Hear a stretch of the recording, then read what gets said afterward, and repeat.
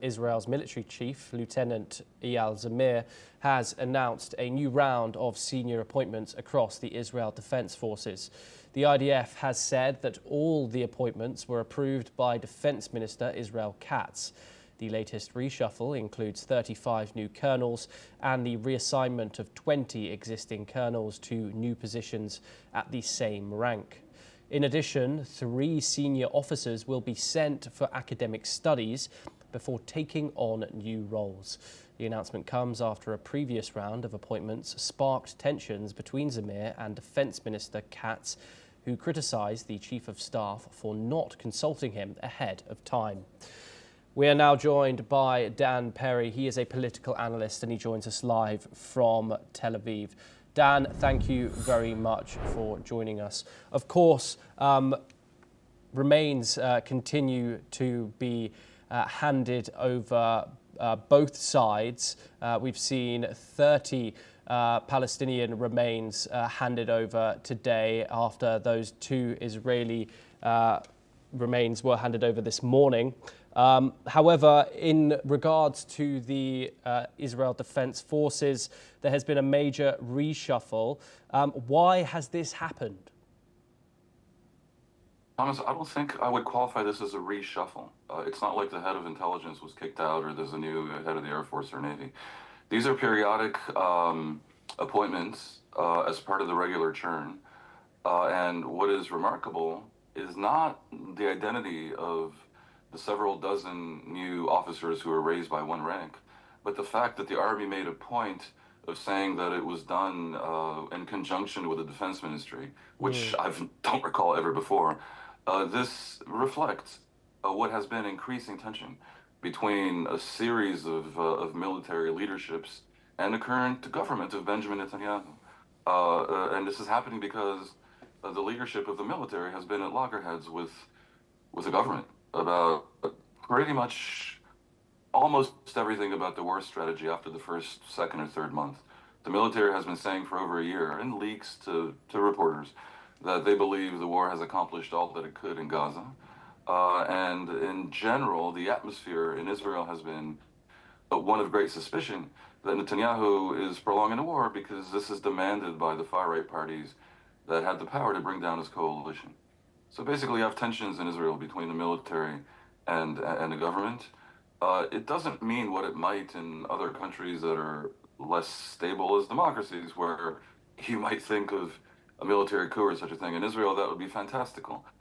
But what does tend to happen is top officers in the military, certainly at the level of chief of staff or deputy chief of staff, once they leave the military and once a certain freeze-out period, which this government or one of its predecessors insisted on over a few years, expires, then they join the political opposition.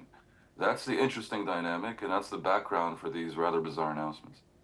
Yeah, and Dan, what more can you tell us about these tensions between Zamir and Katz in particular? Of course, Zamir had opposed that offensive into Gaza City, but now a ceasefire has been announced. How might this escalate further?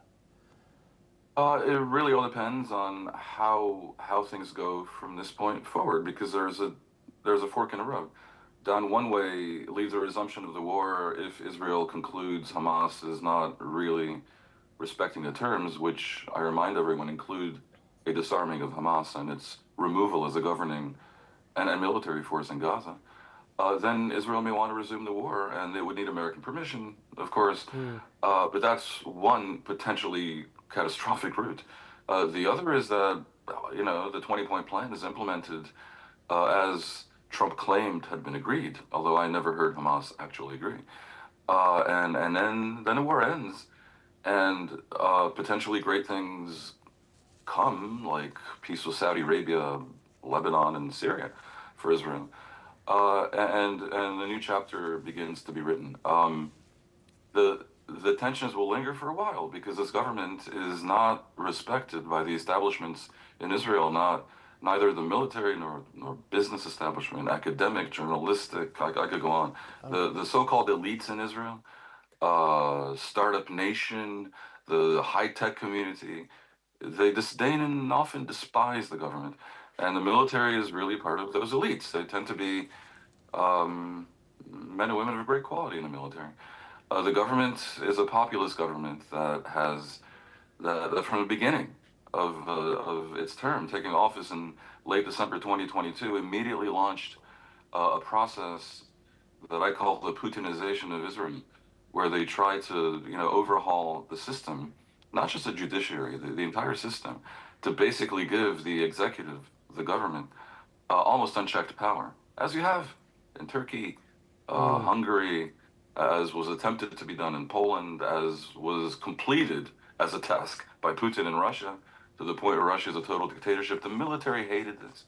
And throughout 2023, when the streets of Israel filled with millions of protesters that achieved the rare thing of being a protest that stopped in its tracks a project that a government that did have a Knesset majority was attempting to implement. Throughout that whole time, the heads of the military, the Mossad spy agency, the Shin Bet internal security agency, were attempting to tell Netanyahu that this level of a schism that he has created in Israel by attempting this power grab was projecting weakness and inviting attack. And they were attempting to meet Netanyahu, led by the head of the military. Back then, his name was Herzl Levy. Through July, August, and September of 2023, and Netanyahu refused to meet with him as he continued to pursue his Putinization. And on October 7th, Yes. we saw that the invited attack happened. Yes, Daniel Perry, thank you very much for joining us.